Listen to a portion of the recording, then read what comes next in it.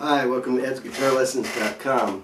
I wanted to give you a few tips on, many of you might have gotten new acoustic guitars or electric guitars for Christmas, and I wanted to share with you some tips that can help making playing a little bit more pleasant. As you know, or have already probably experienced, your fingers get a little sore from playing the guitar. So there's a couple of things you want to look for. On an acoustic, we're limited to two things. On electric, we got about three or four things we can do. Actually, there is three things on an acoustic that you can do. I'll start with the simplest one first, and that is you can change the strings. Put a lightest gauge string that you can on your guitar, and you can even go to an electric guitar string. Something like this, an Ernie Ball, super light. It's going to sound tinty. It's not going to sound as rich and full as regular acoustic guitar strings. It won't hurt your guitar, but it will make it a lot easier to play. Okay. The other thing that you want to do is you can lower the pitch of the strings so they're not so taut. And by that I mean instead of tuning it to an E note, you're going to tune it to a D. Okay, so everything will be in reference to a D. So this string would be a D, the sixth string, the fifth string would be a G, then we've got a C, then an F, then an A, and a D. D, G, C, F, A, D. Okay, and that's going to tune everything down a whole step. And so to compensate for that, you can use a capo. Okay, so you got looser strings now. They're easier to press down, and then you just put your capo up on the second fret, and that'll be a whole step, and then it'll be regular tuning. It'll sound like an E. Okay, because this raises the pitch by half steps. So if that was D, that'd be D sharp, and there's your E, F, F sharp, G, G sharp, A, and so on. Okay, so that's the benefit of having a capo. Okay, they make them in all different kinds of styles, and I would get a clamp, because what's nice about these, especially when you start performing, is sometimes your song needs a capo, sometimes it don't, so you can take your capo off, stick it up there. You don't have to unscrew it, stick it in your pocket or somewhere. Some people I've seen throw them on the floor. So this makes it handy. You can just clamp it right up there when you're done. I just seen a new style like this. This has a spring-loaded type thing, so you can adjust the tension depending on how thick your neck is. Because you don't want it overly hard, you don't want it overly soft. You want a nice pressure on here. Don't leave your capo on your guitar. For long periods of times. I'm sure it could. The frets are softer material, and the strings can put an indentation in them. But I seen a new capo that was like this, but it had built into it a tuner, which I thought was brilliant. And so it acts as a capo, and then when it's up here, it can be used as a tuner. You just turn it on and it tunes through the vibration. So the man that invented that was a genius. So 2-in-1. So I would look for something like that. I think it's Planet Waves that makes that particular one I'm talking about. In fact, Planet Waves makes this one. But there's all kinds out there. So get what your pocketbook can afford. So those are some ideas. On electric guitar, we do the same thing. You go to a lighter gauge string.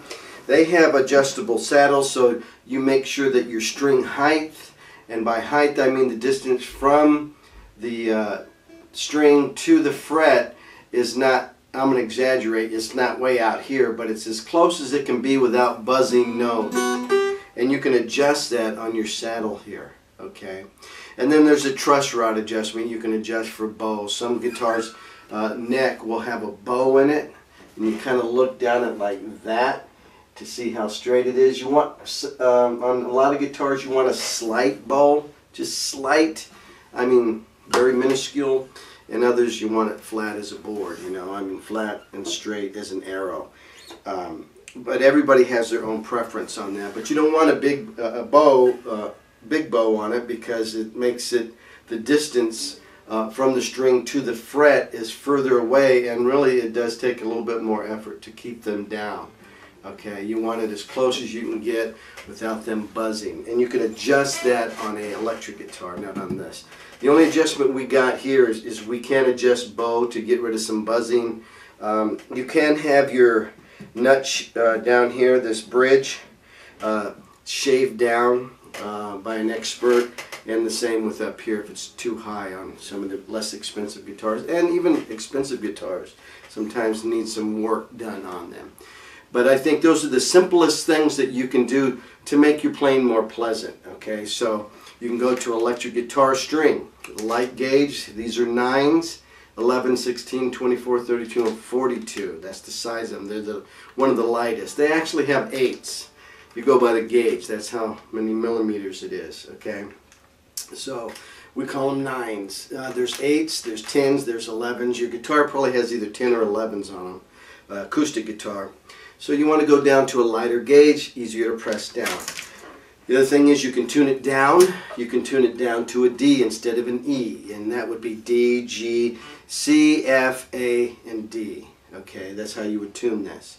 And then if you needed to play, correctly so that you're playing along with the song that's in regular tuning, then you use a capo, put it on your 2nd fret, and then it takes care of that problem, where you'll now be in 440 pitch, okay? So that'll be regular G, and it would sound like a G on a song, okay? And by the way, if you don't know what, I mentioned that a capo takes everything up 1/2 step. So in this case, this is regular tuning, so this is E, and that would make it F, F sharp, G, and so on, okay? Up the neck. So it changes the key that the guitar's tuned to, and of course the pitch. The pitch raises higher or it goes lower, and you can use this for adjustment of your voice. Say you got your guitar tuned where you like it, and you're doing a song and you want to sing, you can try different spots, playing the same chords that are written on the sheet of music, a G here, and then you try it, it's too high, so you go here, a G, C, D, same thing. So this acts as the nut now, and this is wherever the capo is, the next fret over is considered fret number 1, 2, 3, 4. So, over 1, 1, 2, 3, 4. So you don't count that fret. It's acting as the nut and fretting right there. So we go 1, 2, 3, 4. So you play your C like that. And that's how you can easily change the key of your guitar to match your voice. A lot of girls play all the way up 6, 7, because their voices are higher. It gets a mandolin sound.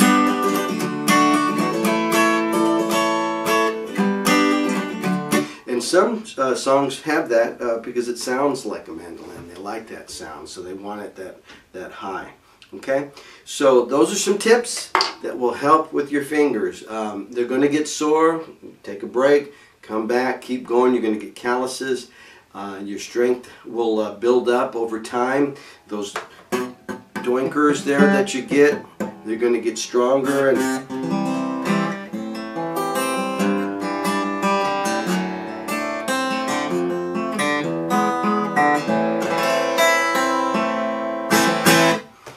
sounding better.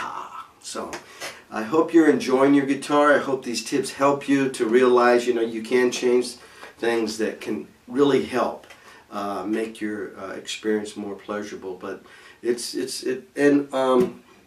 some guitars have nylon strings. I forgot to mention that. Those classical style guitars, they have a wider neck, but they have nylon strings, and so they're a lot easier to play than the steel early on. But you'll get used to it. Don't give up. Keep playing and build up the strength of your fingers and the calluses that'll build up there eventually, and it will be less painful as you play, and you'll enjoy the guitar a lot more. So thanks for watching edsguitarlessons.com. God bless you and have a great day.